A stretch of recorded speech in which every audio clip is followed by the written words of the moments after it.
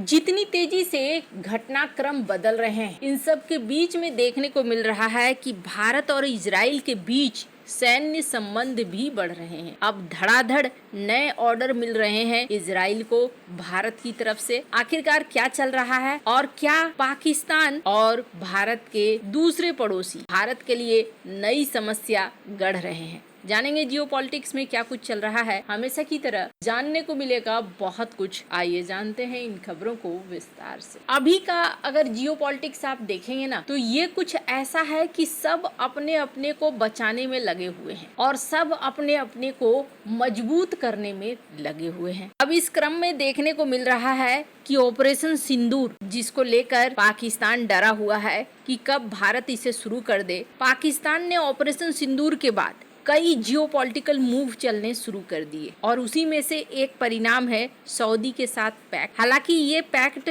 एक हवा से ज्यादा कुछ भी नहीं है, लेकिन भारत के विदेश मंत्रालय के द्वारा आखिरकार एक बयान आया, जिस बयान में ये कहा गया कि हम उम्मीद करते हैं कि सऊदी के साथ जो हमारी साझेदारी है उसके अनुसार संवेदनशील मामले की संवेदनशीलता को देखते हुए सऊदी एक्ट करेगा। वैसे आपको बता दूं, एक बात तो साफ है कि यहाँ पर सऊदी अपनी सुरक्षा की बात कर रहा है, न कि पाकिस्तान की सुरक्षा की, और वक्त पड़ेगा तो सऊदी को आप पीछे हटते हुए भी देखोगे आप, और पाकिस्तान उस समय कुछ भी नहीं कर सकेगा। एक चीज जो भारत के आर्मी चीफ ने कही, वो बहुत बड़ी बात कही। इन्होंने कहा कि देखिए, हमने दुनिया को एक बड़ी चीज सिखलाई है और वो चीज इजराइल हो या यूक्रेन हो, इनको हमने सिखाया कि अगर युद्ध शुरू कैसे करना है और युद्ध को अंत कैसे करना है। हम लोग इतना लंबा नहीं खींचना चाहते हैं किसी युद्ध को कि 2 साल चले, 3 साल चले। हालांकि ये बात बिल्कुल सही है, जिस तरीके से भारत ने दूसरे राउंड में इनके एयरबेस को ही उड़ा दिया और उड़ने की क्षमता ही नहीं रहने दी, वो अपने आप में एक मिसाल है। आखिरकार उन्हें जल्दी से जल्दी इस युद्ध को खत्म करना पड़ा। लेकिन क्या ये मामला अभी खत्म हो गया है? अभी देखने को मिल रहा है स्क्रीन पर एक आर्टिकल, देखिए, पाकिस्तानी आर्मी में खुद कई तरह की समस्याएं हैं। मौजूदा आर्मी चीफ असीम मुनीर अक्सर अपने भाषणों में धर्म का जिक्र करते हैं। मुनीर 2 नेशन थ्योरी की बात कई मंचों से कह चुके हैं। पाकिस्तानी आर्मी खुद जिस धार्मिक कट्टरता से घिरी है, उसी का आरोप उसने भारत की सरकार और सेना पर भी लगाना शुरू कर दिया है। पाक आर्मी की ओर से कहा गया कि भारत में अब हिंदुत्ववादी विचारधारा पूरी तरीके से हावी हो रही है और यहाँ अमेरिका से रिक्वेस्ट किया गया कि आप यहाँ पर बीच बचाव करें। दरअसल पाकिस्तानी आर्मी के मीडिया विंग के डीजी हैं जनरल अहमद शरीफ चौधरी। इनको कई बार आपने देखा होगा, ये प्रवक्ता के तौर पर आते थे जब ऑपरेशन सिंदूर चल रहा था और बतलाते थे कि क्या हुआ है क्या नहीं। अब इन्होंने कहा है कि भारत की सरकारी संस्थाएं और भारत का सेना, ये सब कुछ पे अब चरमपंथ हावी हो चुका है, यानी कि हिंदुत्ववादी विचारधारा हावी हो चुकी है। इन्होंने ये कहा कि ऑपरेशन सिंदूर सिर्फ सीज फायर है। पाकिस्तान और भारत का संघर्ष आज भी चल रहा है। इसकी वजह है कश्मीर मुद्दा। पाकिस्तान में भारत की ओर से आतंकवाद को फंडिंग की जा रही है। दिल्ली में हिंदुत्ववादी मानसिकता बढ़ गई है। ऐसे में अंतर्राष्ट्रीय समुदाय के लिए ये जरूरी है कि वह अपनी मध्यस्थता के जरिए भारत को ये एहसास दिलाए कि अहंकारी रवैया नहीं चल सकता है। यानी ये अपने देश में जो कुछ भी हो रहा है उसका आरोप भारत के ऊपर लगा रहे हैं और साथ ही साथ ये कह रहे हैं कि भारत के अंदर हिंदुत्ववादी विचारधारा बढ़ती जा रही है। अब भारत सेक्युलर नहीं रह गया है और ऐसे में अमेरिका को मध्यस्थ की भूमिका में आनी चाहिए। खैर, ये उल्टा ही आरोप लगा रहे हैं। ये आरोप लगा रहे हैं कि भारत सूचना तंत्र को फैलाता है, भारत का सूचना तंत्र काफी मजबूत है और गलत सूचनाओं को फैलाता है।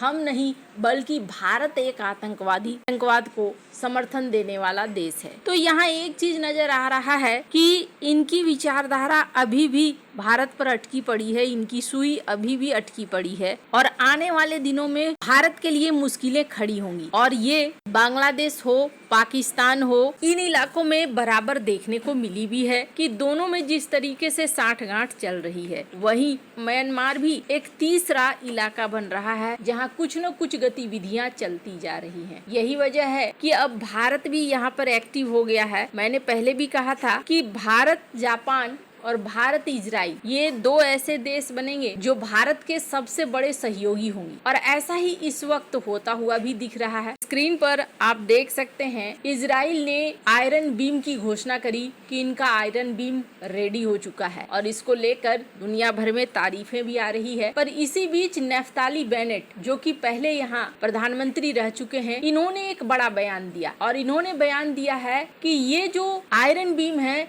ये आयरन बीम हमारे और हमारे दोस्तों के लिए है और इजराइल इसे दोस्तों के साथ शेयर करेगा। और स्क्रीन पर एक ट्वीट देखिए, कहा जा रहा है कई सारे यूजर ने ये ट्वीट करना भी शुरू कर दिया है कि ये जो बनाया है इजराइल ने, ये जल्द ही भारत को मिल जाएगा। हालांकि आपको बता दूं, जो लोग नहीं जानते हैं, भारत इस तरह के प्रोजेक्ट पर काम कर रहा है। ये प्रोजेक्ट सचमुच बहुत ही बढ़िया है। इस चीज को देखकर आप देख सकते हैं आनंद महिंद्रा ने भी ट्वीट किया जिसमें इन्होंने कहा कि ये बहुत बड़ी डेवलपमेंट है। ड्रोन हो या स्वार्म ड्रोन हो, अब इन्हें तबाह करने के लिए बहुत ज्यादा पैसे खर्च करने की जरूरत नहीं होगी। तो भारत और इजराइल के बीच अभी हालांकि ऐसी कोई डील नहीं हुई है जिसमें ये कहा जाए कि आयरन बीम भारत खरीद रहा है, भारत खुद का बना भी रहा है संभवतः। लेकिन अगर जरूरत पड़ी तो ऐसा लगता है जिस तरीके की पार्टनरशिप भारत और इजराइल के बीच में है, ये पार्टनरशिप में आयरन बीम मिलना कोई बहुत बड़ी बात नहीं होगी। इसी बीच दो चीजें देखने को मिल रही है। एक तो भारत ड्रोन टेक्नोलॉजी में